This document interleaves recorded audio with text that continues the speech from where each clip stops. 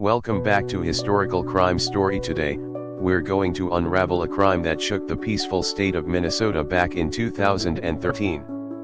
This is the story of Kira Steger, a young woman full of life, dreams, and aspirations who vanished one fateful night, leaving behind a trail of questions, fear, and heartbreak.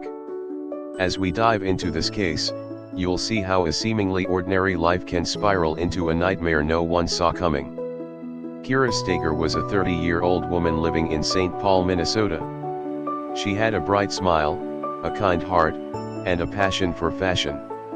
Kira worked at a popular clothing store located in the Mall of America, one of the largest shopping malls in the United States. She loved her job and took pride in her work. Those who knew her described her as reliable, punctual, and always ready to lend a helping hand.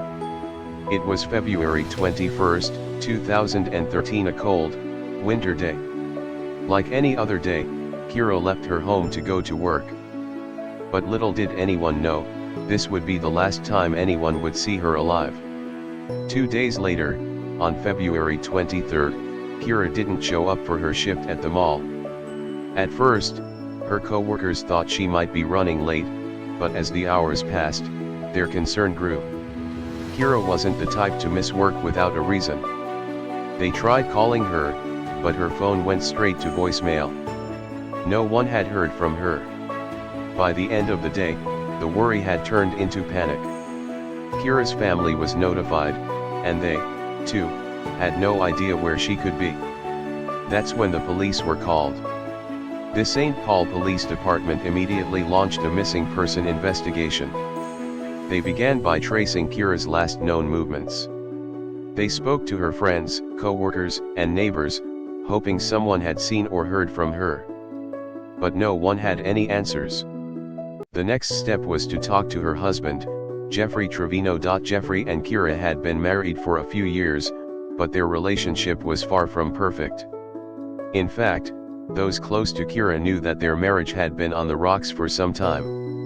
Arguments had become frequent, and Kira had even confided in friends that she was considering divorce.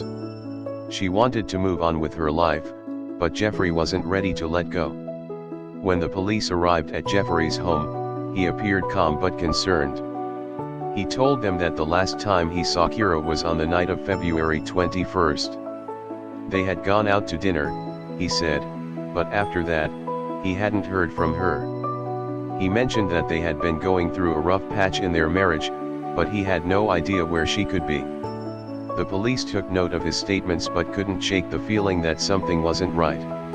Jeffrey's behavior seemed a bit too controlled for a man whose wife was missing. As the investigation continued, the police started piecing together Kira's last known activities. They reviewed surveillance footage from the restaurant where Kira and Jeffrey had dinner. The footage showed them arriving and leaving together. But what happened after that remained a mystery. Days passed, and still no sign of Kira. The police were running out of leads, and the case seemed to be growing colder by the minute. But then, a crucial discovery was made. In the early hours of March 1, a search team found Kira's car abandoned in a parking lot near the Mississippi River. Inside the car, they found her purse, phone, and keys, everything except Kira herself.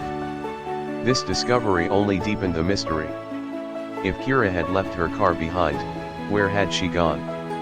The police expanded their search, focusing on the area around the river. They scoured the banks, hoping to find any trace of Kira. But the search proved fruitless. With no new leads, the police decided to re-interview Jeffrey Trevino. This time, their approach was more direct. They asked him to account for his whereabouts on the night Kira disappeared. Jeffrey stuck to his story, insisting that he had nothing to do with her disappearance.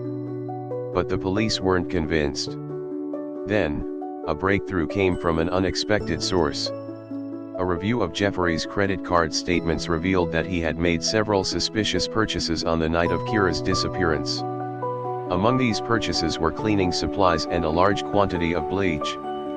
The police obtained surveillance footage from a local store, which showed Jeffrey buying these items late at night. This discovery set off alarm bells.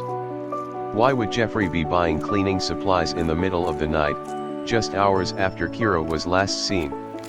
With this new evidence in hand, the police obtained a search warrant for Jeffrey's home. What they found inside would change the course of the investigation. In the master bedroom, investigators discovered bloodstains on the carpet, the bed, and even on the walls. The amount of blood suggested that a violent struggle had taken place. Forensic analysis confirmed that the blood belonged to Kira. The evidence was damning. It was now clear that something horrific had happened to Kira inside her own home. The police confronted Jeffrey with the evidence, but he continued to deny any involvement in her disappearance. However, the walls were closing in on him. On March 2, 2013, Jeffrey Trevino was arrested and charged with second-degree murder. The prosecution built their case around the idea that Jeffrey had killed Kira in a fit of rage after an argument about their failing marriage. He couldn't stand the thought of losing her, so he decided to take matters into his own hands. But even with Jeffrey behind bars, there was one crucial piece of the puzzle missing: Kira's body. Weeks turned into months, and the search for Kira's remains continued. Her family and friends held vigils, praying for closure. The community rallied around them, offering support and hope. Then, on May 8, 2013, more than 2 months after she went missing, a kayaker on the Mississippi River made a grim discovery. Kira's body had surfaced, partially decomposed but still identifiable. The autopsy revealed that she had suffered multiple blunt force injuries to her head and face. It was a brutal and senseless murder. With Kira's body found, the prosecution's case against Jeffrey Trevino was stronger than ever. During the trial, they presented the evidence: the bloodstains, the surveillance footage, the suspicious purchases as proof of Jeffrey's guilt. They argued that he had attacked Kira in their home, killing her in a fit of rage, and then tried to cover up the crime by dumping her body in the river.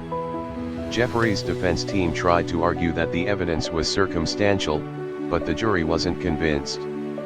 After a few days of deliberation, they returned with a verdict: guilty of second-degree murder.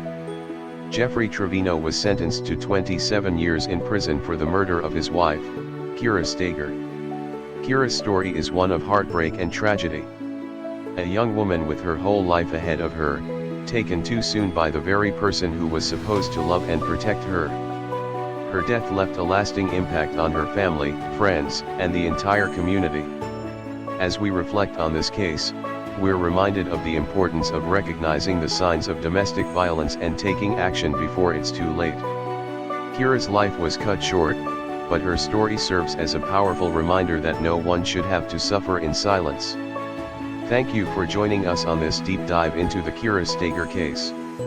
If you found this story compelling, don't forget to like, share, and subscribe to our channel for more true crime stories that uncover the darkest corners of human nature. And remember, stay vigilant, stay safe, and always trust your instincts.